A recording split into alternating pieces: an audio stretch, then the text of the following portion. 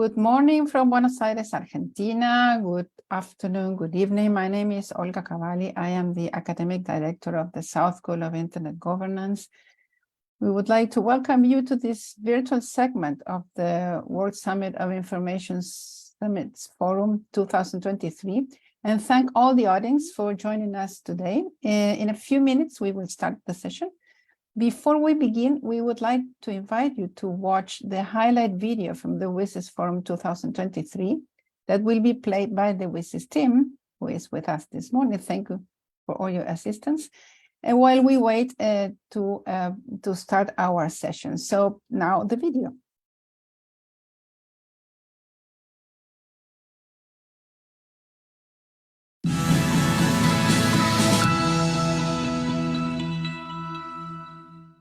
The week-long WSIS Forum 2023 drew to a close with a determination to push ahead and reach the goal of meeting the UN 17 Sustainable Development Goals by 2030. 1/3 of humanity is offline.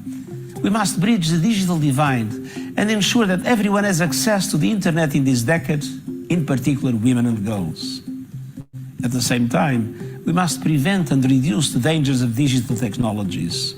Stop the spread of mis and disinformation and hate speech, and the abuse of personal data, which is being used, often without our knowledge or consent, to boost profits and manipulate behavior, and promote a humane internet.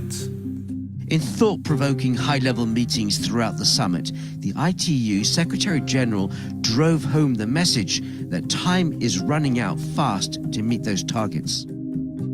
What we've learned over the last 20 years must serve to help us accelerate progress to achieve the UN Sustainable Development Goals.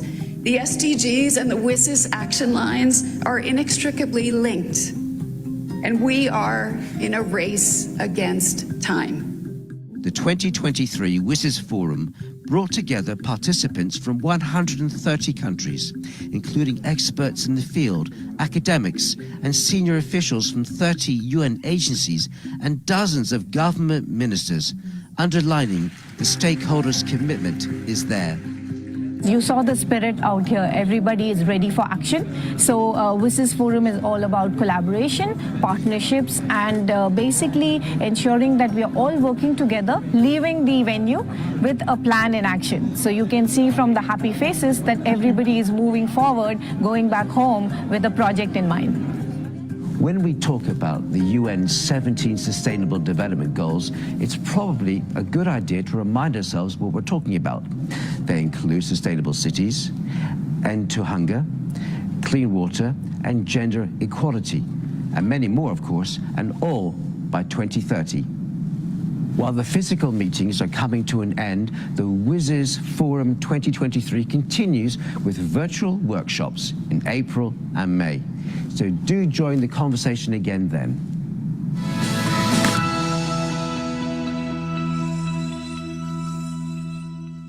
Thank you. Thank you very much for the nice video and great work by the WSIS friends there in Geneva.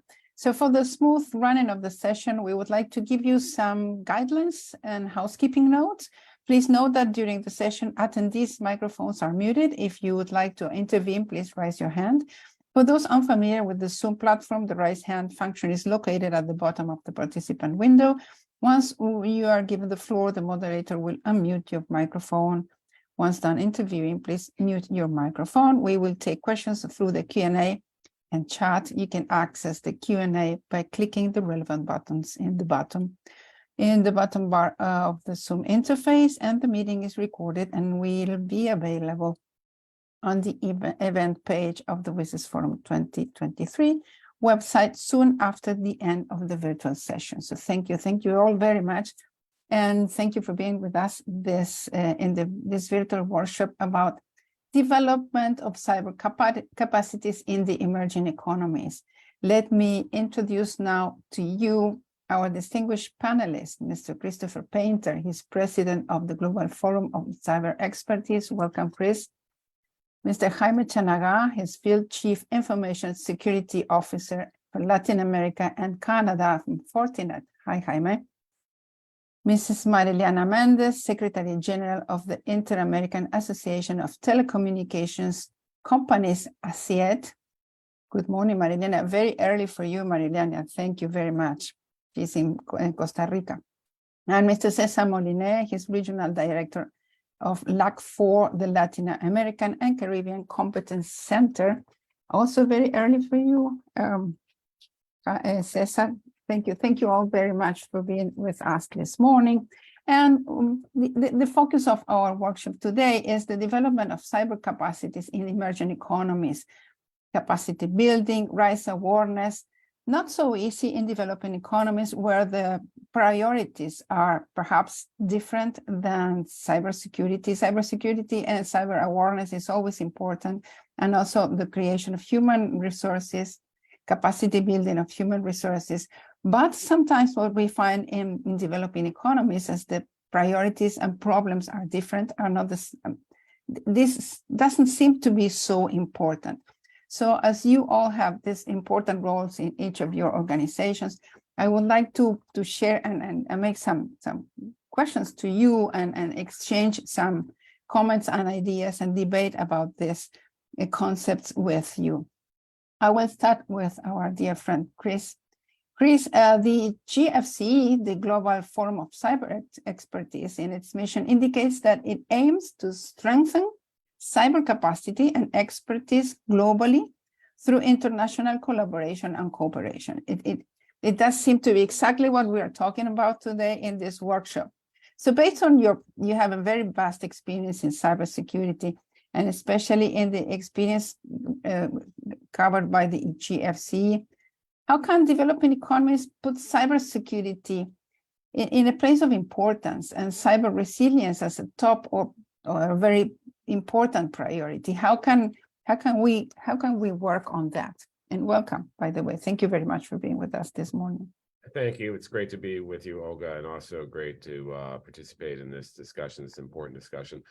Look, in the course of my career, which has spanned a long time now, I've seen that the cybersecurity community often is not talking to the kind of economic development, the economic community, and that's true. It was true even in the U.S. So one important thing to really get this area prioritized is to bring those communities together. So for developing economies, I think it's clear that cyber resilience is an important precondition for economic growth. That's not always recognized, but I think it's important to recognize it. The way I look at it is cyber capacity building, actually helping countries get up to speed in cyber security, both on the technical and policy level, is foundational, both to all the good things we're trying to achieve, like enabling digital transformation, taking advantage of the digital economy, all the positive things, as every country talks about the need to digitize for their economies and their people, as well as combating all the bad things, which is most people focus on for cybersecurity. Countries need the basic technical and policy capabilities and capacities to deal with these issues if they want to achieve their desired cyber resilient outcomes, and even participate in international discussions on things like cyber norms, the rules of the road for cyberspace that are being debated at, for instance, the UN, where I'm attending meetings this week. Over the last few years, I think there's been increased activity in this space, and there's also been a recognition these things go together, certainly at the UN and other levels, but even for a lot of these developing economies, given the pandemic, they've understood how dependent they are on digital technologies and why it's important, if they're going to have that economic growth and that resilience, to focus on these. One of the things, you mentioned this, the GFC is a multi-stakeholder organization. So we're governments, now about 70 governments, private sector, civil society, and academia, true multi-stakeholder focused on promoting the idea of cyber capacity building and helping to coordinate and get more resources and attention to countries, including developing countries, that are often on the front lines and that need support the most. And we help countries if they have requests for things like national strategies, meet those requests. And we work with a lot of the regional organizations like the Organization for American States and others. It's important to get leadership, political buy-in in order to make real progress. This is something I've seen over the years too, that if you don't have that leadership buy-in, and including that economic community buy-in within a country, it's hard to make progress. So in recognition of the importance of that high-level buy-in, the GFC, my organization, has partnered with the Cyber Peace Institute, the World Bank, and the World Economic Forum, and the Ministry of Communication and Digitization of Ghana to organize the inaugural Global Conference on Cyber Capacity Building, what we call the GC3B, on the 29th to 30th of November of this year in Accra, Ghana. The GC3B will leverage organizing partners' collective network to bring together a combination of high-level decision makers and practitioners from governments, international organizations, private sector, civil society, and academia across actors, sectors, and regions to catalyze clear commitments in the area of cyber capacity building as part of that overall, that mainstreamed issue. The other important thing the conference is aiming to do is catalyze global action to elevate and mainstream cyber resilience and capacity building in the international development agenda. I talk how the economic and the security folks don't talk to each other much. Also, the traditional development folks and cyber people don't always talk as well together as they should. So bringing those communities together is really important. And that goes to, for instance, the UN development goals, which I think almost every one of them is undergirded by cyber, and cybersecurity is important for resilience in that context. So, we want to, again, get those communities together, mainstream this issue, mainstream it in national development plans and investments as key enablers of sustainable development and inclusive economic growth and social prosperity for all. So resilience and cybersecurity should not be seen as a silo and as an outlier. It should be part of that overall policy and priority function of every country, no matter where they are in the development chain. Thank you, Chris. One follow-up question. Do you think that this gathering again face-to-face has brought more enhanced dialogue than the previous stage of the pandemic, that we were all virtual, or you think that it's enhanced by the hybrid possibility of organizing activities? How do you feel that from the previous years to now? I think it's enhanced. I mean, in some ways it's trying, in the sense that before you could only be in one place at once. Now you can be in, now you travel and you do virtual stuff. And so it's a little trying sometimes. But look, I think there's no substitute, Olga, for some of the face-to-face meetings, face-to-face discussions like the one we plan to have in Ghana. But there's a good supplement of doing things like we're doing today. It brings in more participants. It's more widely available to people if people don't have the funds or ability to travel. So that hybrid approach, I think, really has galvanized these discussions. And as I said, I think the pandemic highlighted the importance of some of these issues, but now we need to follow through. So a combination, I think, makes a lot of sense. Both in-person meetings to galvanize action, and a lot of work intersessionally, and also in sessions like this. I think both of them are key things going forward. I think our life has changed. We're going to be dealing with both of those, and that's not a bad thing going forward. Thank you. Thank you very much. I fully agree with your concepts. Mariliana, ASIET, it's a very important regional organization and gathers all the relevant companies of the telecommunication industry, including content creators and distributors in Latin America and the Caribbean. The academic activities that I have seen in your website, and sometimes I participate, also open a dialogue space with regulators and other members of the ICT ecosystem. Recently, ASIET has organized activities towards analyzing the impact of audiovisual content piracy, which is a very important problem in the region, and presented good practice to combat it. So how can this problem be addressed from the capacity building in the countries where it happens? Which capacities should be developed or promoted or enhanced in this developing economies? And welcome, Mariliana. Thank you. Lovely to have you here, virtually at least. Thank you, Olga. Thank you for the invitation to WSIS. The real honor to be here. Well, what you mentioned, that digital piracy is the act of downloading or distributing copyright material and intellectual property without paying for it. And it is most certainly an illegal act. Digital piracy is a violation of federal copyright laws and it can result in fines and imprisonment in certain countries, I will say. In Latin America, there are different kind of laws, different kind of measures to try to combat the piracy, but it's something very dangerous, not only for the content creation, what we call the orange economy, but also for the users.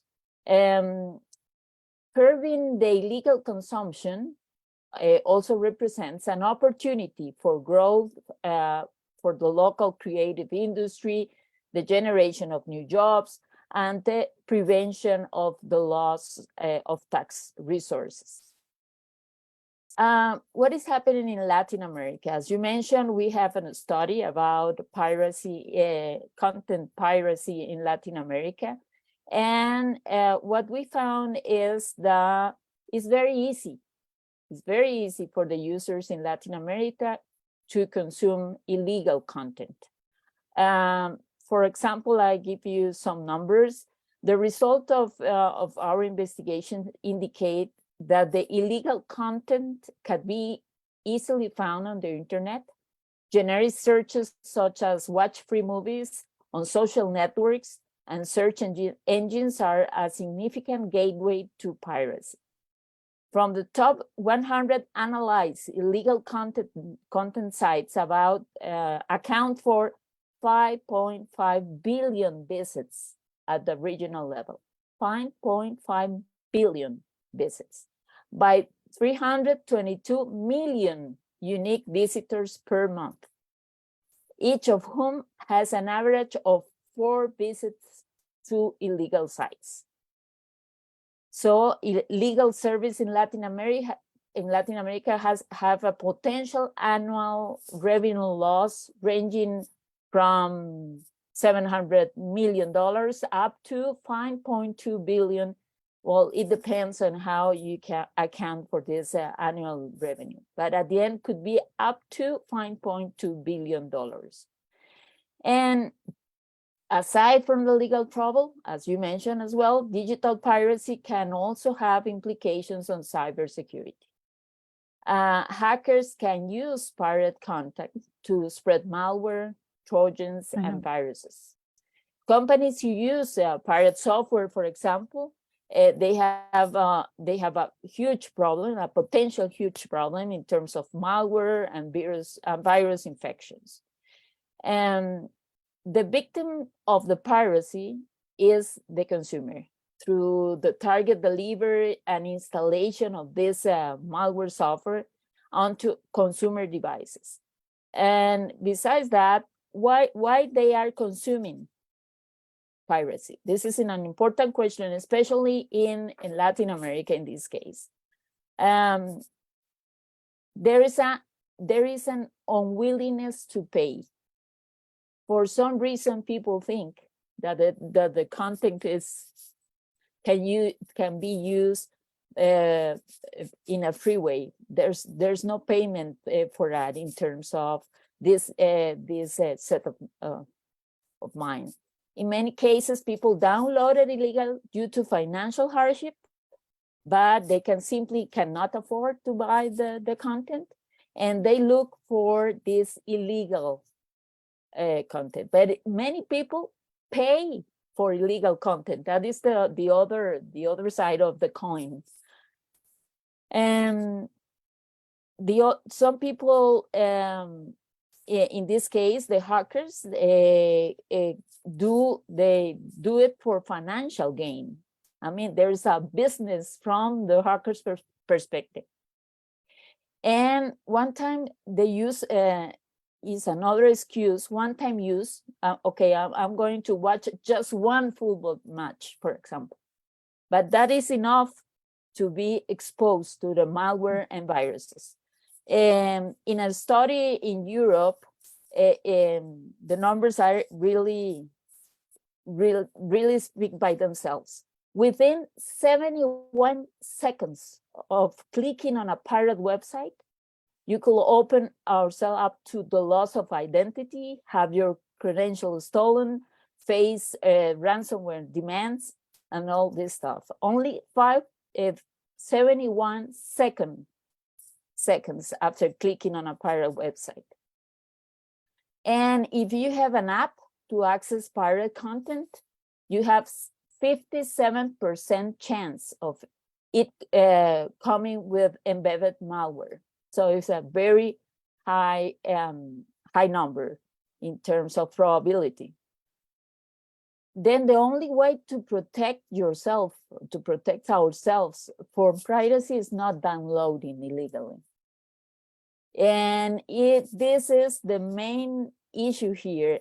The only way, or one of the ways to combat the piracy could be law, could be regulation, could be even the police action.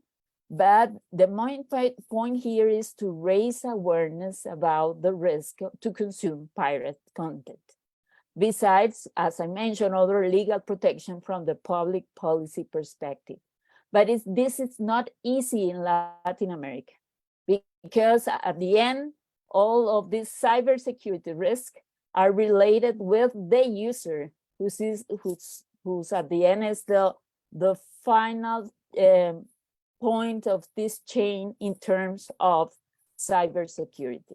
So the idea of our study is precisely that, to raise the awareness, not necessarily at the level of the final users, but at least to have the governments of Latin America aware of this situation and how to work together to combat this problem in our region that is a huge problem in all the countries, almost under the same pattern.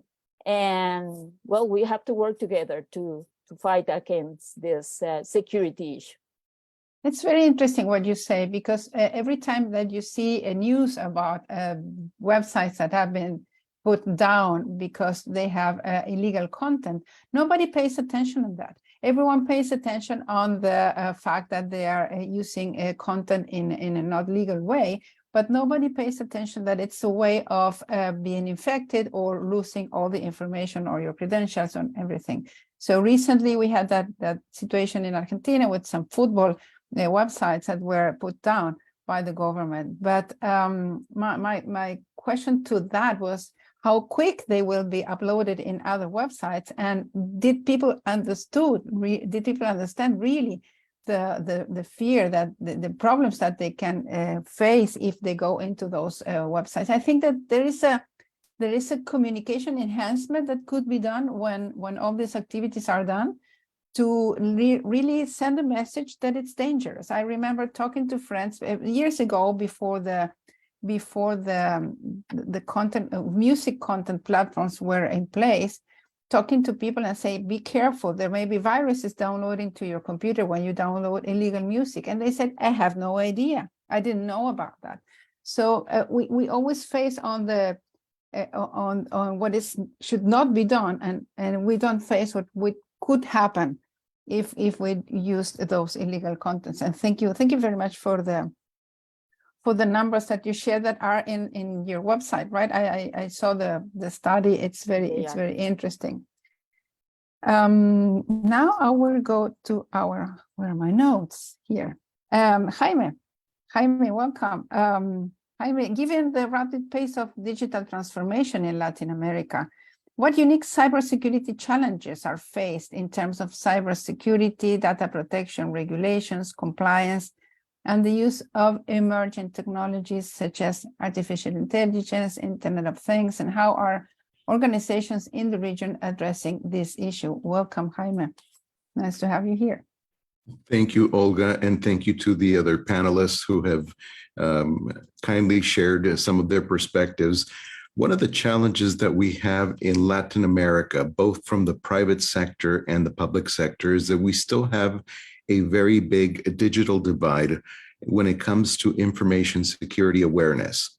And as a society in general in Latin America, as we've heard from Maria Elena, we heard that there is a cultural, perhaps,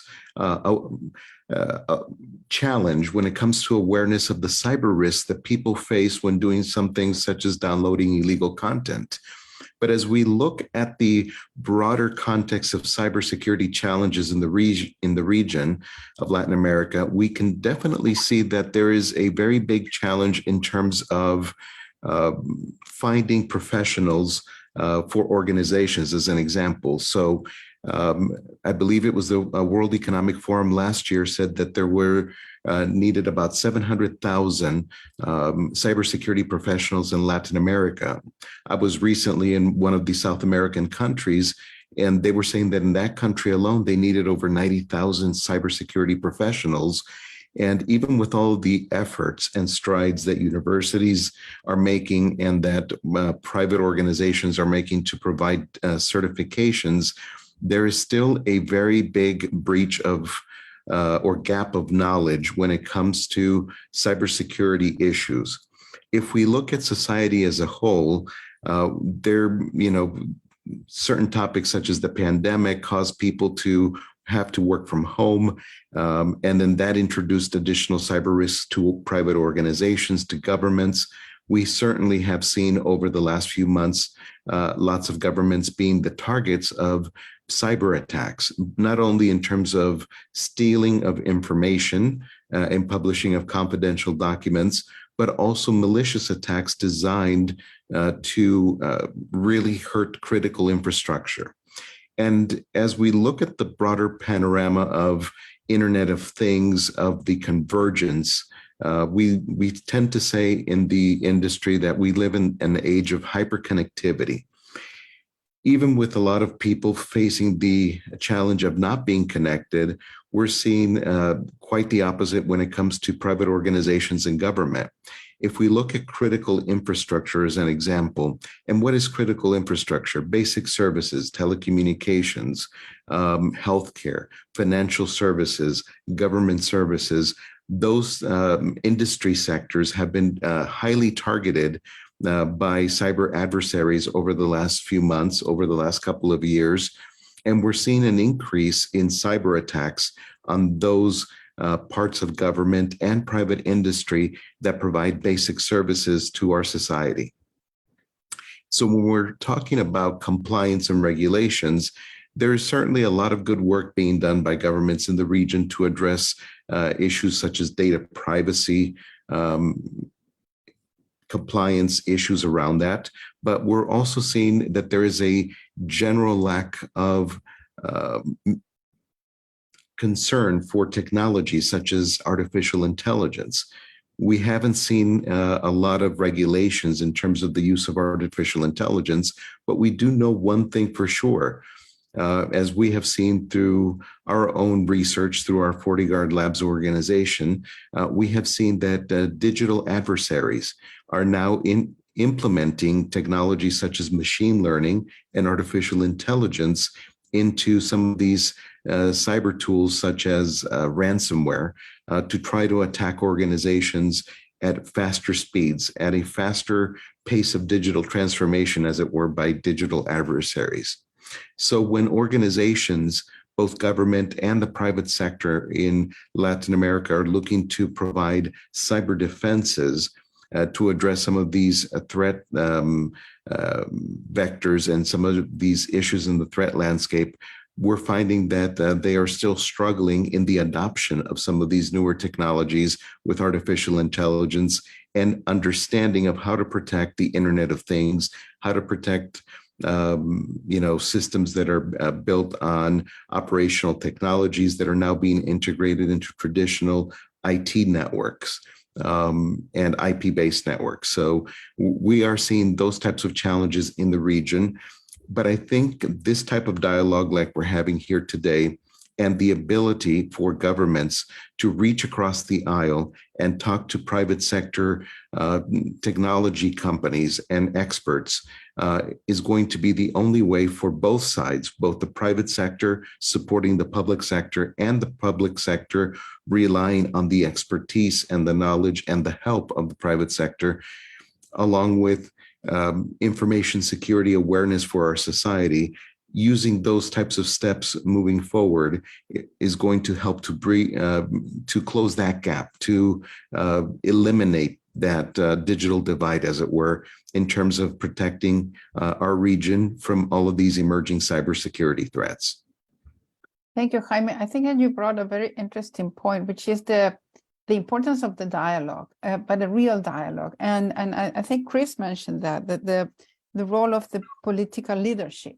So the government is one stakeholder, one of the part of the ecosystem, but has a very important role because they are the ones to put in place laws and regulations and a very close dialogue with private sector, civil society, academia, and the technical community is very, very important to what do you say, reach across the aisle. I love that. And one question about infrastructure. Do you think that the Internet of Things devices are now built with cybersecurity by design, which is something that we all talk about, but as your company is involved in hardware devoted to security, do you think this is happening, or it's still a way forward to achieve that?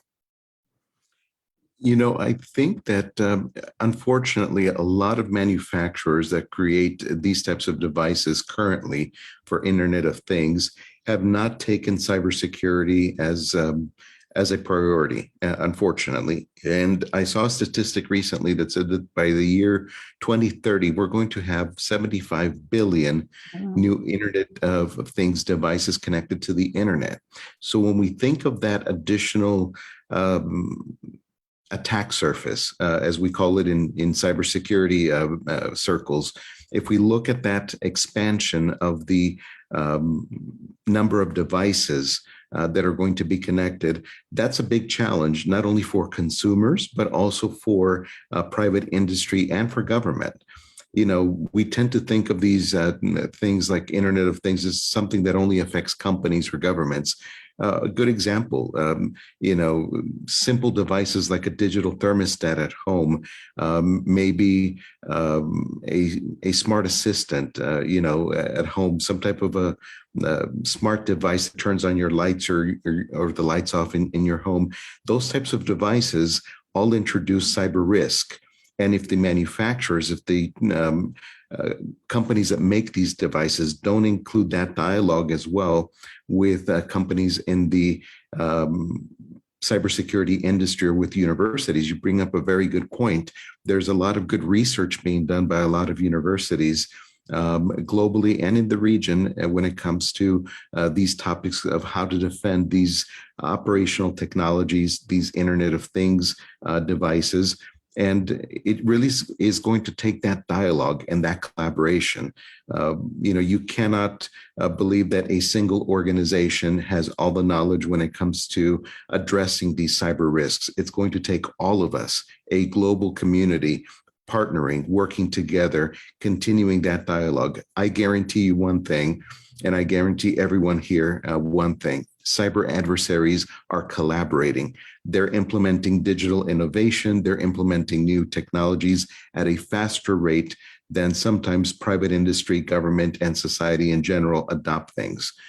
So we need to continue this type of dialogue. We need to continue this type of global collaboration among all of the stakeholders so that we can address these very important challenges that are going to affect us not only in the present, but moving forward.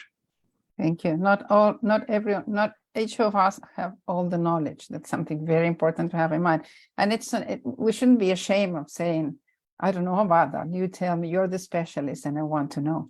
That's very important. Cesar, thank you for your patience.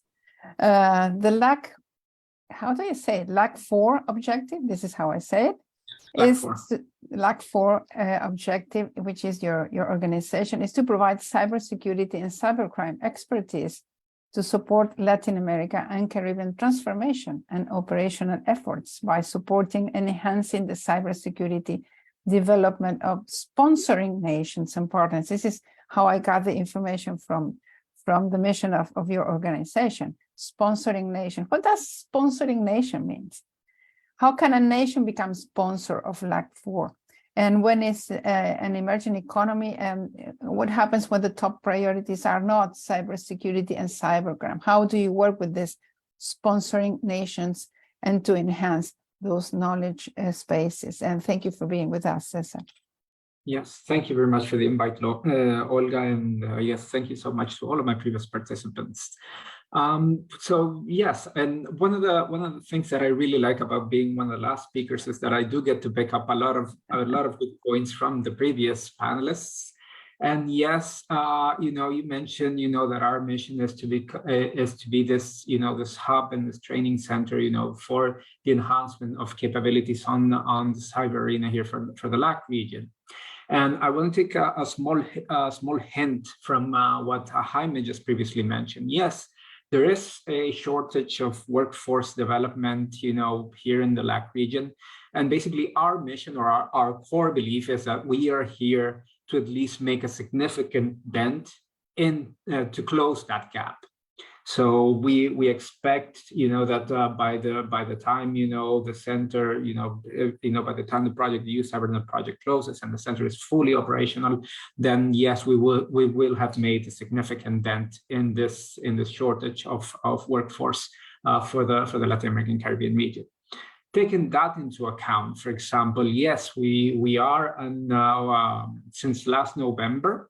We received the status as a nonprofit organization, an international nonprofit organization based out of Dominican Republic. And the concept of sponsoring or participant nation is basically one concept that is very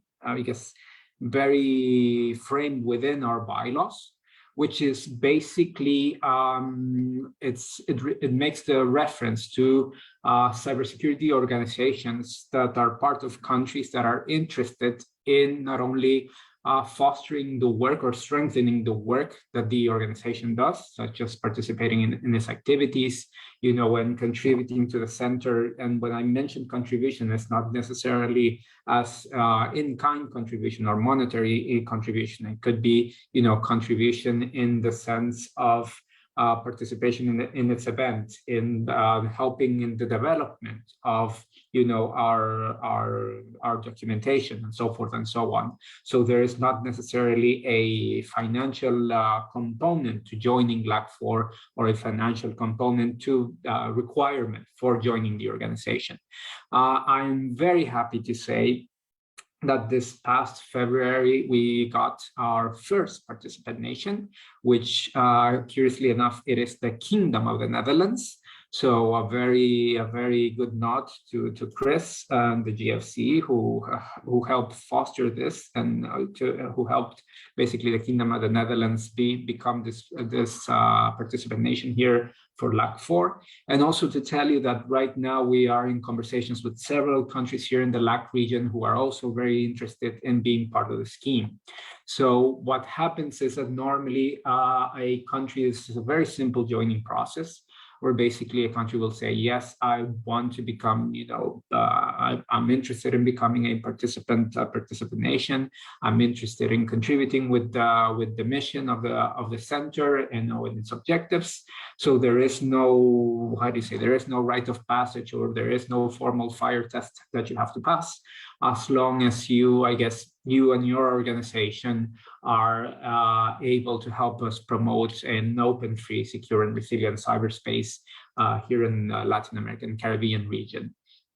And not to, obviously, I'm taking, a small hint again from Jaime's intervention when it comes to private sector. Obviously, we are very much open to collaboration with private sector. And obviously, private sector does not get the qualification as a participant nation, but does get a special membership of contributing member. And basically, this category of membership is open to all private sector or international organizations that feel that, some kindredship with us, and that I want to be able to join us. One final aspect is that I do want to highlight in this regard is that We, as a center, we opened the possibility for this both national, regional, and international dialogue and cooperation here in Latin America and the Caribbean. And obviously, we do not in any way replace or try to. What we try to do is basically complement all of the other regional efforts that are here in the region, such as the OAS, such as CARICOM, such as the GFC as well, and other international partners. So basically, our mission is aligned to all of these other organizations in order to have better coordination and obviously, of course, avoid the duplication of activities. And just to answer the final part of your question, when it comes to I guess the challenges some countries may have when I guess being an emerging economy, obviously there are certain issues when it comes to that, and I think both Marilena and Jaime mentioned a little bit of this awareness raising. And this is something that we've seen quite a lot. For example, this is one of the, I guess, a very high level priorities for us. But we try to work very closely with our national counterparts in each country in order to try to get the message across that obviously involvement in cyber issues is what Chris mentioned at the beginning. It has to do with development. It has to do with the achievement of the UN 2030 goals. So basically, it's not cyber for the sake of cyber. It's cyber for the betterment of humanities and the betterment of the countries that we operate on. Thank you. Nice comment about cyber for the sake of cyber. People who I'm a technician. I'm a person trained in technology, and sometimes the general public think that this is only a dialogue about experts, and it's not. And it's part of our responsibility to do the dialogue more close to people and to people understand the importance and the risks involved with the right use of technology and information and all that. And how do you? Which are the differences that you may see from your partners in the European Union when doing all these activities? I know you travel a lot and you participate a lot in different activities in Europe, and I know that you're related with European Union. So how do you see the difference in between European countries and Latin American ones? Well, it's very curious that you ask that because there are, for example, some very obvious, significant cultural differences. Just to go, into, I guess, some of the most, some of those that stand out. It's very difficult when it comes to very simple things as starting a meeting, in Europe, Netherlands, Germany, Switzerland, 9 a.m. is 9 a.m. Here in the Caribbean, we have something called Caribbean time, which is 9 a.m. may not necessarily be 9 a.m. So it's taking apart those small cultural differences in those aspects. But when it comes to cyber, something really interesting, at least in my opinion, something really interesting happens. On one side, yes, you have the EU that has all of this very structured framework on many aspects, and on this side of the sea, sometimes since we don't have all of that structure, this allows us to be sometimes come up with creative solutions. And I can give you, for example, a few examples from projects that we've worked that we worked here in the region.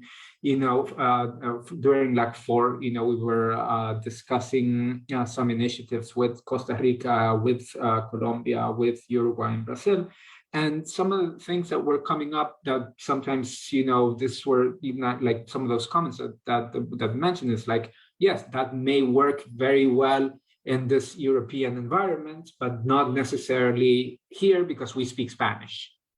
aquí hablamos español. So sometimes, some of those practices don't, you don't want to be able to say, yes, this is, for example, the guide for, cybersecurity incident response, and this is how it should be, and that's it. No, you have to take into account, the way that things are regionally. And this is, I think, something that the center has been striving for.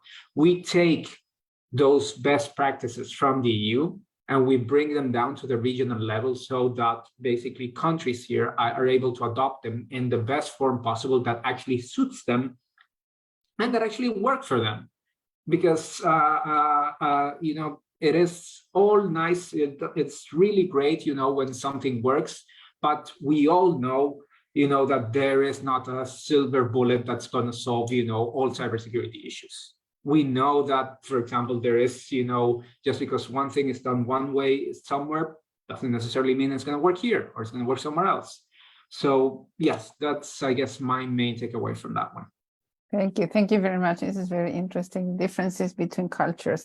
I wonder which is the Caribbean time. I will ask you after the meeting and you tell me. Argentina style, maybe 15 minutes more. That would be acceptable locally. But we are better. I think that in all the years that I have been working in the region, I think the Argentina time is getting a little bit better with the pass of time.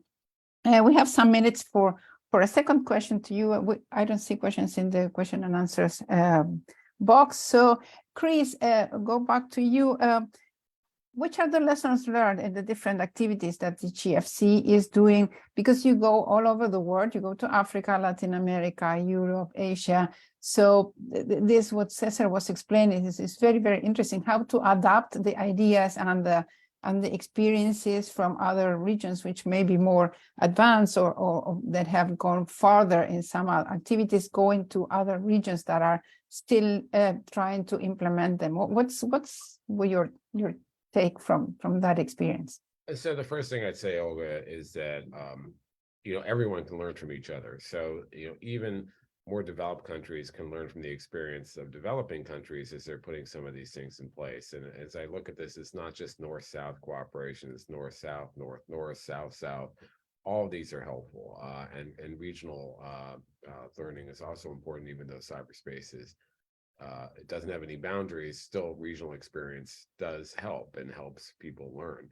And that's what the GFC tries to do, is provide this essentially this knowledge sharing platform that people can learn from those other experiences. So, as I look at the key things are, there's certain building blocks that for basic cyber resilience that need to be in place, and certain capabilities and capacities that are key. A national cyber strategy, for instance, is important for a country. And there's been a lot of work done in Latin America on this and a lot of progress made, because that national cyber strategy kind of sets the direction, the priority for the country.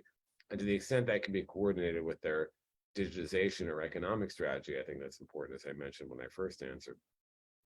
Having organizations dealing with critical information and infrastructure protection in place, particularly computer emergency response teams, or CERTs or CSERTs, building those, having a national level one in countries is important. Cyber skills development is important. Cyber legislation, including cyber crime, is important for countries. So all these are building blocks, and the GFC concentrates on that, both globally and regionally. And we've done a lot of regional initiatives now, creating regional hubs, working with the OAS and the Americas region, working to create a Pacific Islands hub, working with Africa to create a cyber experts group. And one of the other things I've learned is, make use of available tools and knowledge that's out there. Don't try to reinvent the wheel. That's what the GFC community has been trying to do, to map what's out there, to support cooperation. We have something called the Civil Portal, which is civilportal.org, which has hundreds of documents, best practices. It's open to everyone, and so it's not just the members of our community. And invest in making concrete your needs and turn them into national and regional needs-driven agenda. It needs to be an inclusive, comprehensive process. And one of the things I've also learned is is really work with countries to get that political buy-in we talked about in the beginning, but also for this to be a needs-based analysis. It's not helpful if countries simply say, we're going to give you this aid if the country doesn't want or need it. So it needs to be based on the needs of the country and followed through on, not just a one-off. So those are all some of the things I've learned. I should also mention, which I forgot to mention the first time, 2 sites that people should take a look at. I mentioned the Civil.org website, the repository of all this information. Also, the GFC, www.thegfc.org is about our organization, has lots of material there. And finally, the www.gc3b.org about the global conference I mentioned. Thanks. Thanks. Thank you very much. And also thank you for the references of the different websites. Maybe if you, in the meantime, if you can write them in the chat, that would be great for the audience. Mariliana, we still have some minutes. The concept of critical infrastructure, I think it really fits into telecommunications, which is the focus of your organization. How does ASEAN gather the concept of critical infrastructure in relation with telecommunications, security, and its protection against cyber attacks? Thank you, Olga, for the question. Well, yes, telcos are a high-value target for cyber criminals because they operate critical communications infrastructure, and they also storage a vast amount of private and confidential data. Network operators have invested and will continue to invest a significant amount of resources to ensure the security of their infrastructure for their customers. One advantage is that the personnel of this company have strong technical capabilities and undergo constant training to prevent or repel these attacks. However, the adoption is already mentioned in the panel. The adoption of other technologies such as 5G, the true Internet of Things, could generate many other risks.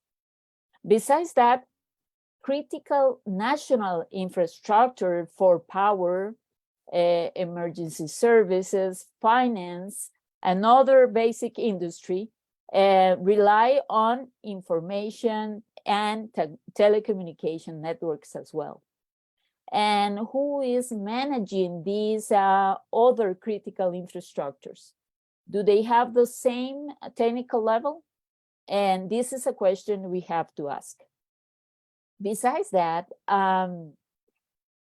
the new, as you mentioned, the new challenges with 5G and IoT, are they secure by design? Well, apparently, as our colleague mentioned, they are not necessarily doing that. So it's very important to have this analyzed and perform a risk analysis in this other critical infrastructure and also in smaller telcos is relevant, this risk analysis, because the whole network will be only as secure as the least secure node of the network. Once again, it's essential to raise awareness about the importance of cybersecurity among users, considering the basic elements of cybersecurity.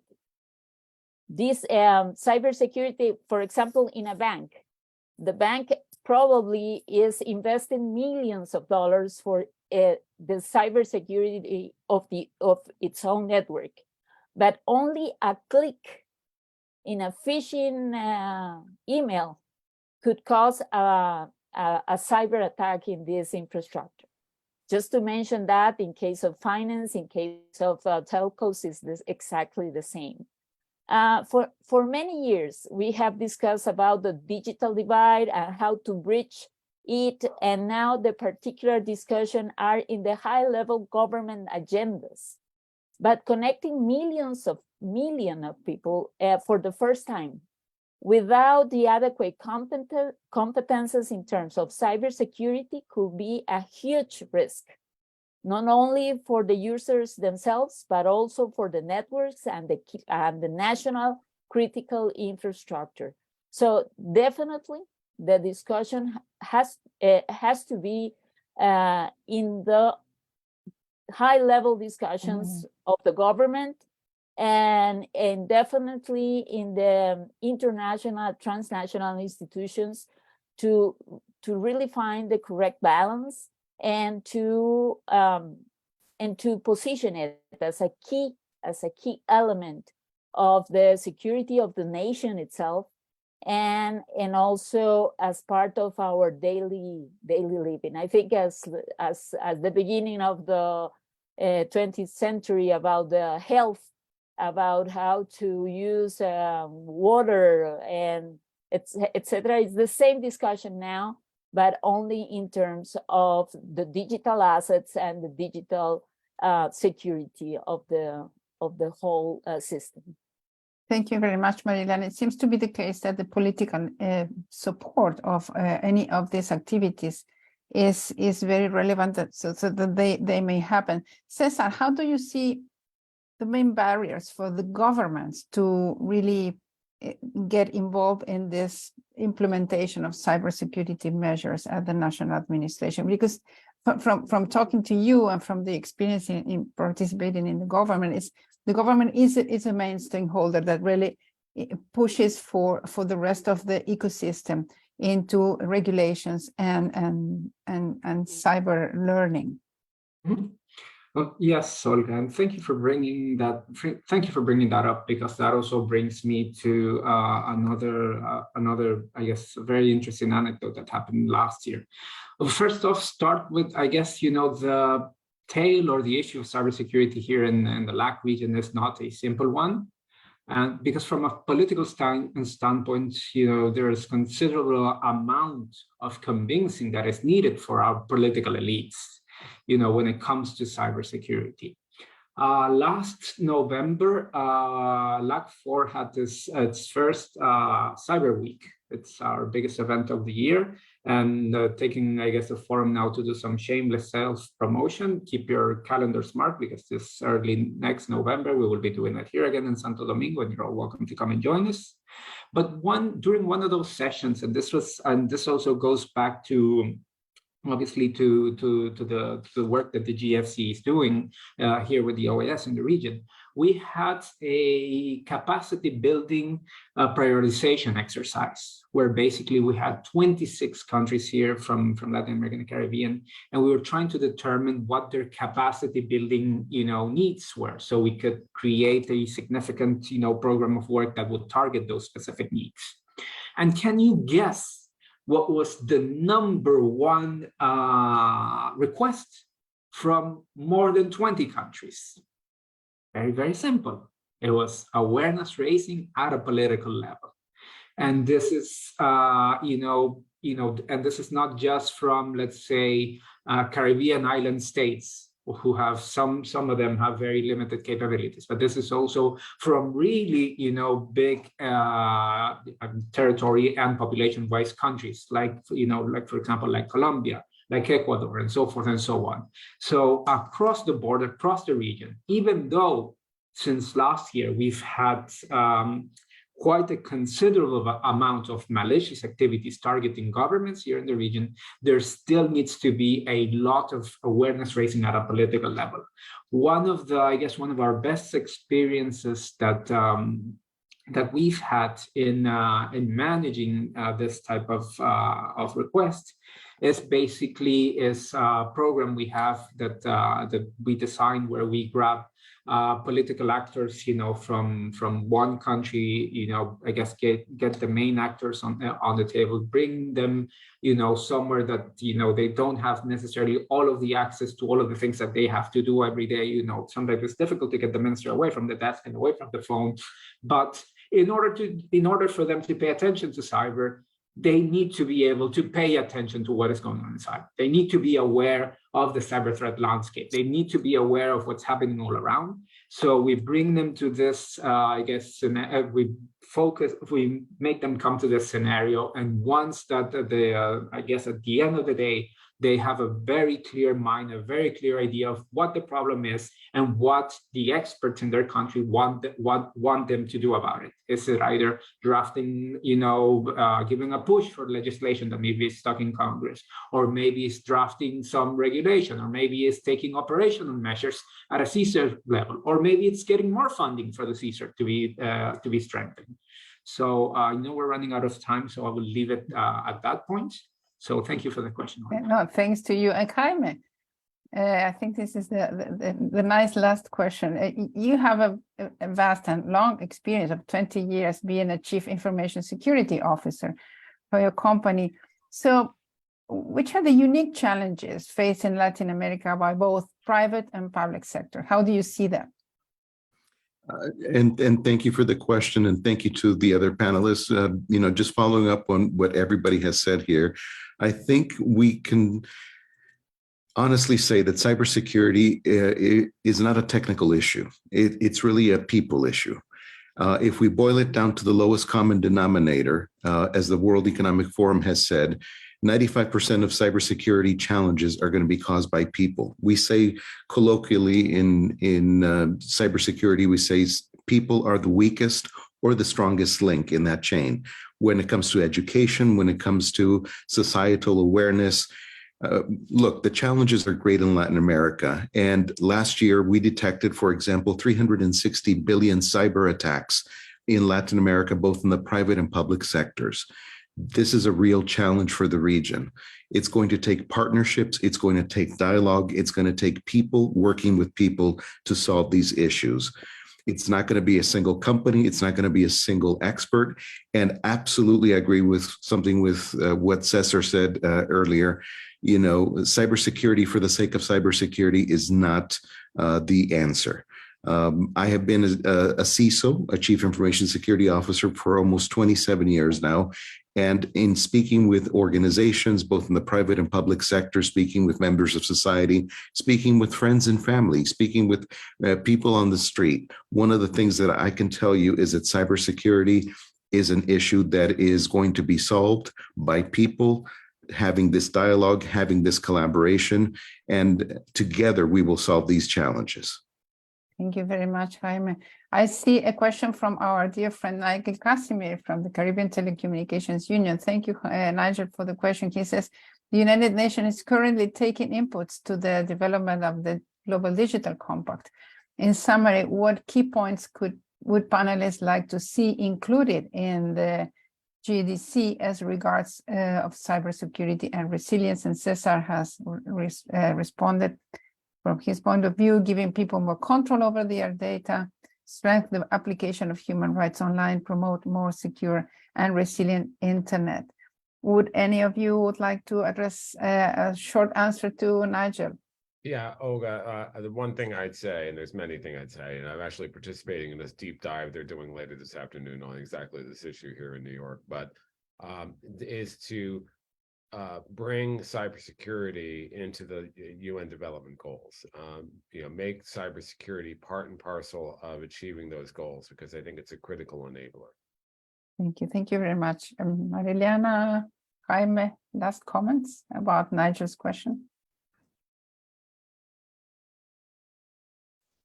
Well, it's difficult to add something that maybe it's not the correct place to have this, but I think the cybersecurity must be part of the curriculum of the basic study in Latin America, as we receive language and mathematics and geography. We must add cybersecurity, just for the kids from the early infancy, to have them the awareness of how the cyber threats work and how to avoid falling in these traps of cybersecurity. Excellent idea. And Yeah. I would just, sorry, Olga, I would just add No. that to what Maria Elena said. Absolutely, education is critical, but it must start at the earliest levels. We have a free resource that I will share. It's a book for children written by our corporate CISO and psychologists to help children of school age understand the cyber risks. And those types of little initiatives, those little grains of salt that we can all bring to the table are going to make a profound difference in future generations. And we have that book available in Spanish and English. Oh, fantastic. And Where can we find it? I will provide the link here in a second. Oh, fantastic. Thank you very much, Jaime. Okay, we are running out of time. Thank you all for your participation. Thank you, Chris. Thank you, Marilena, Jaime, Cesar. It's nice to see you, at least virtually. Hope to meet you somewhere in person in this year or the next one. And thank you, Nigel, for the very important question. And thank you for following us online. And so thank you very much for joining us today. Before we officially close the session, we would like to invite you to explore the agenda and program of the WSIS Forum 2023 on the dedicated webpage and consider actively participating. In the closing, we invite the WSIS team to play the WSIS Forum 23 partners video. So we see the video. Thank you very much for the WSIS Secretariat, always helpful and on time with all the requests that we make. Thank you all for your participation. Thank you to the audience for being with us today, which is the Independence Day of Argentina.